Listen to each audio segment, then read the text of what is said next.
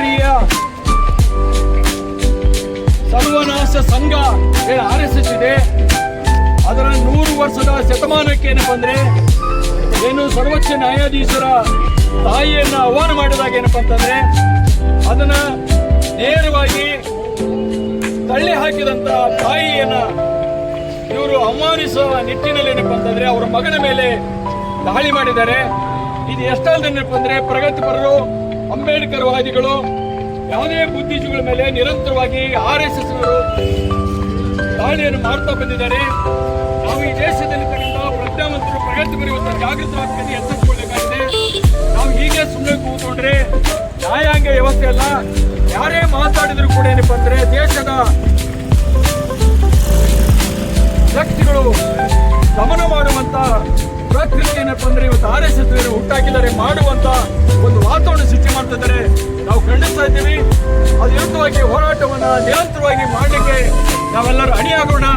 ಇವತ್ತು ಕೇವಲ ಒಬ್ಬ ಸುಪ್ರೀಂ ಕೋರ್ಟ್ ನ್ಯಾಯಾಧೀಶನಲ್ಲ, ಈ ದೇಶದ ಕೋಟ್ಯಾಂತರ ಜನರ ಮೇಲೆ ಆಗಿರ್ತಕ್ಕಂಥ ಅವಮಾನ, ಈ ದೇಶದ ಪ್ರಜಾಪ್ರಭುತ್ವ ಸಂವಿಧಾನ ಮೇಲೆ ನಂಬಿಕೆ ಇಟ್ಟಿರ್ತಕ್ಕಂಥ ಜನರ ಮೇಲೆ ಆದಂತ ದಾಳಿ ಇದೆ. ಅದು ಆ ದಾಳಿಯನ್ನ ನಾವು ತೀವ್ರವಾಗಿ ಖಂಡಿಸೋ ಜೊತೆಗೇನಪ್ಪ ಅಂತಂದ್ರೆ ಏನು RSS ಈಗಾಗಲೇ 3 ಸಲ ಬ್ಯಾನ್ ಮಾಡಿದ್ದಾರೆ.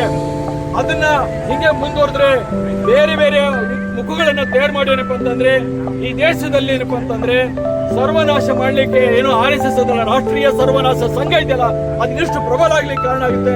ಅದನ್ನ ಈಗಲೇ ನಾವೆಲ್ಲ ದೇಶದ ಜನ ಏನಪ್ಪ ಅಂದ್ರೆ ಒಗ್ಗಟ್ಟಿಂದ ಏನಪ್ಪ ಅಂದ್ರೆ ಅದ್ರ ಒತ್ತು ಓಡಿಸುವಂತ ಕೆಲಸವನ್ನೇನಪ್ಪ ನಾವು ಮಾಡಬೇಕಾಗಿರ್ತಕ್ಕಂಥದ್ದು. ಗೌರವ ಕೊಡೋದಲ್ಲ. ಯಾಕಂದ್ರೆ ಗಾಂಧಿ ಕೊಂದ್ರು ಮನೆಯೊಬ್ಬ ಹೇಳಿದಾನೆ, ಗಾಂಧಿ ಕೊಂದಂತವ್ರು ನಾವೇನಪ್ಪ ಅಂತಂದ್ರೆ ನಿಮ್ಮನ್ನ ಬಿಡಕ್ ಸಾಧ್ಯ ಆಗುತ್ತೆ ಅಂತ ಹೇಳಿದ್ದಾರೆ. ಅದು ನಾವು ತಿಳ್ಕೋಬೇಕಾಗಿದೆ. ಎಲ್ಲಾ ಸರ್ವಣೀಯರು, ಎಲ್ಲಾ ಧರ್ಮದವರು ಅರ್ಥ ಮಾಡ್ಕೋಬೇಕಾಗಿದೆ. ನಮ್ಮನ್ನ ಒತ್ತು ಹಾಕ್ಲಿಕ್ಕೆ, ಚೂಟ್ ಹಾಕ್ಲಿಕ್ಕೆ ಅವರು ಶಕ್ತಿವಂತರಾಗ್ತಾ ಇದ್ದಾರೆ. ನಾವು ಒಂಟಿ ಆಗ್ಲಾರ್ದೇ ಐಕ್ಯತೆಯನ್ನ ಪ್ರದರ್ಶಿಸಬೇಕಾಗಿದೆ. ಅಂದಾಗ ಮಾತ್ರ ಏನಪ್ಪ ಅಂದ್ರೆ ಈ ದೇಶದ ಪ್ರಜಾಪ್ರಭುತ್ವ ಸಂವಿಧಾನ ಉಳಿಸಲಿಕ್ಕೆ ಸಾಧ್ಯ ಇದೆ. ಹೀಗಾಗಿ ಏನಪ್ಪ ಅಂತಂದ್ರೆ ನಾವು RSS ಮುಖವಾಡವನ್ನು ಕಳಿಸಬೇಕಾಗಿರ್ತಕ್ಕಂಥದ್ದು. ಈಗಾಗಲೇ ನಾವು ಸುಮ್ಮನೆ ಕೂತಿದ್ವಿ. ರಾಜಸ್ಥಾನದ ಹೈಕೋರ್ಟ್ ಮುಂದುಗಡೆ ಏನಪ್ಪ ಅಂತಂದ್ರೆ ಮನುವಾದಿಯ ಸಾಕ್ಷ್ಯವನ್ನು ಇಟ್ಟಿದ್ದಾರೆ.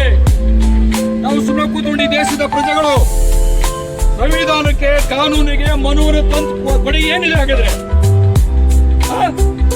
ಆದ್ರೂ ಕೂಡ ಬಿಜೆಪಿ ಸರ್ಕಾರ ಏನಪ್ಪ ಅಂತಂದ್ರೆ ನಿರಂತರ ಒಳಗಡೆಗಳೇನಪ್ಪ ತರ ಮಾಡಿದೆ. ಈಗಾಗಲೇ ದೆಹಲಿಯಲ್ಲಿ ಏನಪ್ಪ ಅಂತಂದ್ರೆ RSS ಪಠ್ಯ ಪುಸ್ತಕವನ್ನು ಜಾರಿ ತಂದಿದ್ದಾರೆ. ನಾವು ಆದ್ರೂ ಸುಮ್ಮನೆ ಕೂತ್ಕೊಂಡಿದ್ದೀವಿ. ಪಠ್ಯ ಪುಸ್ತಕದಲ್ಲಿ ಮಕ್ಕಳ ಮನಸ್ಸಿನಲ್ಲಿ ಏನಪ್ಪ ಅಂತಂದ್ರೆ ಕೋಮುವಾದನ್ನ ಪ್ರೈಮರಿ ಹಂತದಲ್ಲಿ LKG UKG ಪ್ರಾರಂಭ ಮಾಡ್ತಾ ಇದ್ದಾರೆ. ನಾವು ಹೀಗೆ ಕೂತ್ಕೊಂಡ್ರೆ ದೇಶದಲ್ಲಿ ನಮ್ಮ ಮನೆ ಒಳಗಡೆ ವೈರಿಗಳನ್ನು ತಯಾರು ಮಾಡ್ತಾರೆ. ಈ ದೇಶವನ್ನ ಸರ್ವನಾಶ ಮಾಡ್ಲಿಕ್ಕೆ ಅಂಬೇಡ್ಕರ್, ಬಸವಣ್ಣನ ಬುದ್ಧನ ಏನಪ್ಪ ಅಂದ್ರೆ ಇಡೀ ಬೂಢ ಸಮೇತ ಕಿತ್ತಾಕ್ಲಿಕ್ಕೆ ಏನಪ್ಪ ಅಂದ್ರೆ RSS ಕುತಂತ್ರ ಕೆಲಸ ನಡೀತಾ ಇದೆ ನಮ್ಮೊಳಗಡೆ. ಹೀಗಾಗಿ ಅದು ಹಂತ ಹಂತವಾಗಿ ಬೇರೆ ಬೇರೆ ರೂಪದಲ್ಲಿ ದಾಳಿ ಮಾಡೋದನ್ನ ಎಲ್ಲೋ ನಡೆದಿದ್ದಂತೂ ಕೂಡದಲ್ಲ. ಅದು ಪ್ರತಿ ಹಂತದಲ್ಲಿ ದಾಳಿಯನ್ನ ಮಾಡಲಿಕ್ಕೆ ಕಾರ್ಯತಂತ್ರವನ್ನು ರೂಪಿಸಲಿಕ್ಕೆ ಏನಪ್ಪ ಅಂದ್ರೆ 100 ವರ್ಷದ ಶತಮಾನವನ್ನ ಮನೆಗೆ ತೆಗೆದುಕೊಂಡು ಹೋಗ್ತಾ ಇದ್ದಾರೆ. ನಾಳೆ ದಿವಸ ಬಿಜಾಪುರದಲ್ಲಿ RSS ಪಥಚಾಲನೆ ನಡೀತಾ ಇದೆ. ನಾವು ಅದನ್ನ ವಿರೋಧಿಸಬೇಕಾಗಿದೆ. ಯಾಕೆಂತಂದ್ರೆ ಆ ನನ್ನ ಮಕ್ಕಳ RSS ಪಥಚಾಲನದಲ್ಲಿ ನಾಳೆ ಹೇಳ್ಬೇಕು ಅವರು ಏನಂತ, ಸರ್ವೋಚ್ಚ ನ್ಯಾಯಾಧೀಶರ ಮೇಲೆ ಯೂಟ್ ಎಸೆದು ತಪ್ಪು ಅಂತ ಹೇಳಿ ಅಂತಂದ್ರೆ RSS ನಾವು ಅದನ್ನ ಬಹಿಷ್ಕಾರ ಮಾಡ್ತೀವಿ.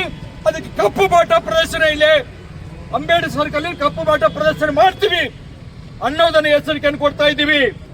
RSS ಬಿಜಾಪುರ ಘಟಕ ಎಚ್ಚೆತ್ತು ಕೊಡಬೇಕು. ನಾಳೆ ನೀವು ಅದನ್ನ ಬಹಿರಂಗ ಕೊಡಬೇಕು. ಇವತ್ತು ಹೇಳಿಲ್ಲ ಅಂತ ಹೇಳಿದ್ರೆ ನಾವು ಅಂಬೇಡ್ಕರ್ ಸರ್ಕಲ್ ನಲ್ಲಿ ನಿಮಗೆ ಕಪ್ಪು ಬಾಟ ಪ್ರದರ್ಶನ ಮಾಡ್ತೀವಿ ಅನ್ನೋ ಮೂಲಕವಾಗಿ ಇವತ್ತಿನ ದಿವಸ ನಾವು ಎಚ್ಚರಿಕೆ ಕೊಡ್ತಾ ಇದ್ದೀವಿ. ಹೀಗಾಗಿ ಏನು ಒಬ್ಬ ವಕೀಲಲ್ಲ, ವಕೀಲ ಮನಸ್ಸನ್ನು ತುಂಬಿರ್ತಕ್ಕಂಥ ಮನುವಾದಿಗಳು, ಸನಾತನ ಧರ್ಮದ ಅನ್ಯಾಯಿಗಳಿಗೆ ಏನಪ್ಪ ಅಂತಂದ್ರೆ ಇವತ್ತು ನಾವು ಪಾಠ ಕಲಿಸಿಲ್ಲ ಅಂತ ಹೇಳಿದ್ರೆ ನಿರಂತರ ದಾಳಿ ನಡೀತಾ ಇದೆ. ನಮ್ಮ ಹೋರಾಟ ತೀವ್ರವಾಗಿರ್ತೇವೆ.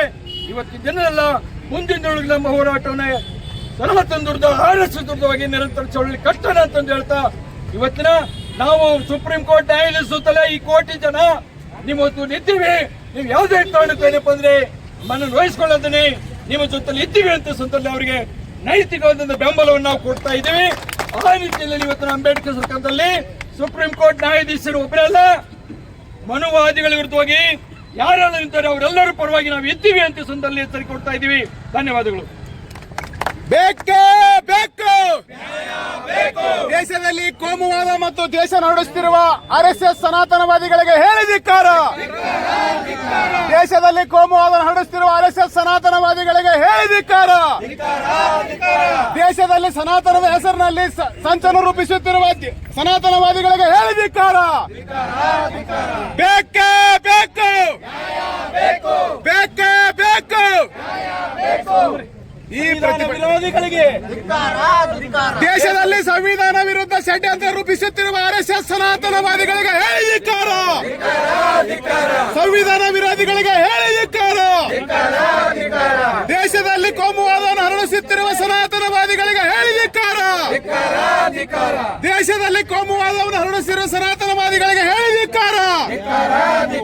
ಸಂವಿಧಾನ ವಿರೋಧಿಗಳಿಗೆ ಹೇಳಿ ಧಿಕ್ಕಾರ.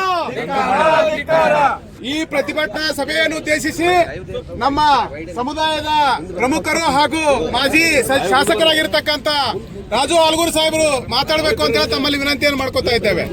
ಇವತ್ತು ಈ ಪ್ರತಿಭಟನಾ ಸಭೆಯಲ್ಲಿ ಭಾಗವಹಿಸಿರ್ತಕ್ಕಂಥ ಎಲ್ಲ ಸ್ನೇಹಿತರೆ, ಹೋರಾಟಗಾರರೇ, ಆತ್ಮೀಯರೇ, ಮಾಧ್ಯಮದ ಮಿತ್ರರೇ, ಇವತ್ತು ಭಾರತದ ಇತಿಹಾಸದಲ್ಲಿ ಇವತ್ತೊಂದು ಕಪ್ಪು ಚುಕ್ಕೆ ಇವತ್ತು ನಡೆದು ಹೋಗಿದೆ.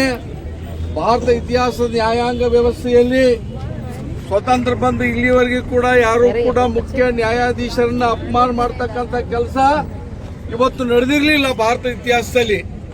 ಇವತ್ತು ಭಾರತದ ಇತಿಹಾಸದ ಮೊದಲನೆಯ CAG ದಲಿತರಾಗಿದ್ದರಿಂದ ಅವರ ಮೇಲೆ ಸನಾತನ ಮನಸ್ಥಿತಿಯನ್ನು ಹೊಂದಿರತಕ್ಕಂಥ ಒಬ್ಬ ವಕೀಲರು ಇವತ್ತು ಬೂಟನೆ ಎಸೆಯೋದ್ರ ಮುಖಾಂತರ ಇವತ್ತು ಬಾಬಾ ಸಾಹೇಬ್ ಅಂಬೇಡ್ಕರ್ ಅವರ ತತ್ವಕ್ಕೆ, ಸಿದ್ಧಾಂತಕ್ಕೆ ಇವತ್ತು ಅಪಮಾನ ಮಾಡಿದ್ದಾರೆ. ಇವತ್ತು ಅದನ್ನ ಬಹಳ ಉಗ್ರವಾಗಿ ನಾವೆಲ್ಲರೂ ಕೂಡ ಖಂಡಿಸ್ತಾ ಇದ್ದೇವೆ.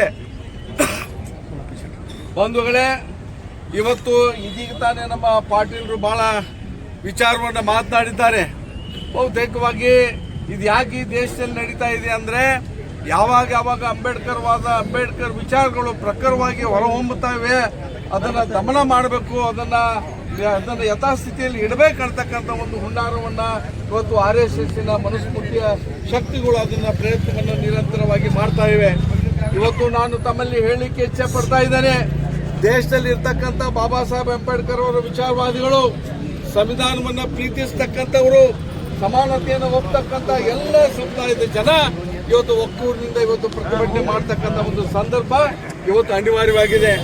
ಇವತ್ತು ಏನು RSSನವರು ತಮ್ಮ ಸನಾತನ ಮನಸ್ಥಿತಿಯ ಜನರನ್ನ ಇವತ್ತು ನಮ್ಮನ್ನ ಅಪಮಾನ ಮಾಡಲಿಕ್ಕೆ ಕಳಿಸ್ತಾ ಇದ್ದಾರೆ. ಭವಿಷ್ಯದಲ್ಲಿ ಇವತ್ತು ಏನು ಅಪಮಾನ ಮಾಡಿದ್ದಾರೆ ಇದರ ಉತ್ತರವನ್ನ ಅದೇ ರೀತಿಯಲ್ಲಿ ಕೊಡ್ತಕ್ಕಂಥ ಕೆಲಸ ನಾವು ಮಾಡಬೇಕಾಗ್ತಾ ಇದೆ. ಇವತ್ತೇನು ನಾಳೆ ನೀವು ಬಿಜೆಪಿಯ ಒಂದು RSSನವರು ಇವತ್ತು 100 ವರ್ಷದ ಒಂದು ಸಮಾವೇಶವನ್ನು ಇಲ್ಲಿ ಮಾಡ್ತಾ ಇದ್ದೀರಿ. ನಿಮ್ಮ ಸಮಾವೇಶದಲ್ಲಿ ಒಂದು ವೇಳೆ ಈ ಘಟನೆಯನ್ನ ನೀವು ಖಂಡಿಸದೆ ಹೋದ್ರೆ ನಿಮ್ಮ ಮೇಲೆ ಇವತ್ತು ಹಲ್ಲೆ ಮಾಡಿದ್ದಾರೆ, ಇವತ್ತು CAG ಅವ್ರ ಮೇಲೆ ಅದೇ ರೀತಿ ಆಗ್ತಕ್ಕಂಥ ಕೆಲಸ ಇಲ್ಲಿ ಕೂಡ ಆಗ್ತಾ ಇದೆ ಅಂತಕ್ಕಂಥ ಮಾತನ್ನ ಬಹಳ ಗಂಭೀರವಾಗಿ ಎಚ್ಚರಿಕೆ ಕೊಡುವ ಮುಖಾಂತರ ನಾನು ಹೇಳಲಿಕ್ಕೆ ಬಯಸ್ತಾ ಇದ್ದೇನೆ. ಇವತ್ತು ನಾನು ಇಲ್ಲಿಗೆ ಸೀಮಿತ ಮಾಡಿ ಇವತ್ತು ನಾವೆಲ್ಲ ಗೆಳೆಯರು, ದಲಿತ ಸಂಘಟನೆಗಳು ಎಲ್ಲ ಕೂಡ್ಕೊಂಡು ಒಂದು ದಿನಾಂಕವನ್ನ ನಿಗದಿ ಮಾಡಿ ಈ ಒಂದು ಜಿಲ್ಲೆಯಲ್ಲಿ ಪ್ರತಿಭಟನೆಯನ್ನು ಮಾಡಿ ಇವತ್ತು ನಮ್ಮ ಶಕ್ತಿಯನ್ನು ಪ್ರದರ್ಶನ ಮಾಡಬೇಕು ಅಂತಕ್ಕಂಥ ವಿನಂತಿ ನಿಮ್ಮೆಲ್ಲರಿಗೂ ಮಾಡಿ ನಾನು ಎರಡು ಮಾತನ್ನು ಮುಗಿಸ್ತೇನೆ. ಜೈ ಹಿಂದ್, ಜೈ ಭಾರತ್, ಜೈ ದೇಶದಲ್ಲಿ ಸಂವಿಧಾನದ ಮೇಲೆ ದಾಳಿ ಮಾಡುತ್ತಿರುವ ಮನುವಾದಿಗಳಿಗೆ ಹೇಳಿ ಧಿಕ್ಕಾರ. ಸಂವಿಧಾನ ವಿರೋಧಿಗಳಿಗೆ ಹೇಳಿ ಧಿಕ್ಕಾರ.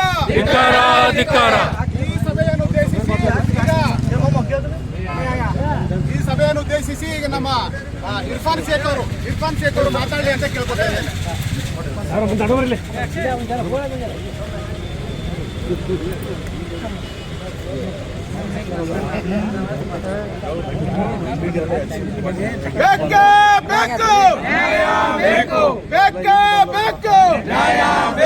ದೇಶದಲ್ಲಿ ಕೋಮುವಾದವನ್ನು ಹರಡಿಸುತ್ತಿರುವ ಮನುವಾದಿಗಳಿಗೆ ಹೇಳಿ ಧಿಕ್ಕಾರ.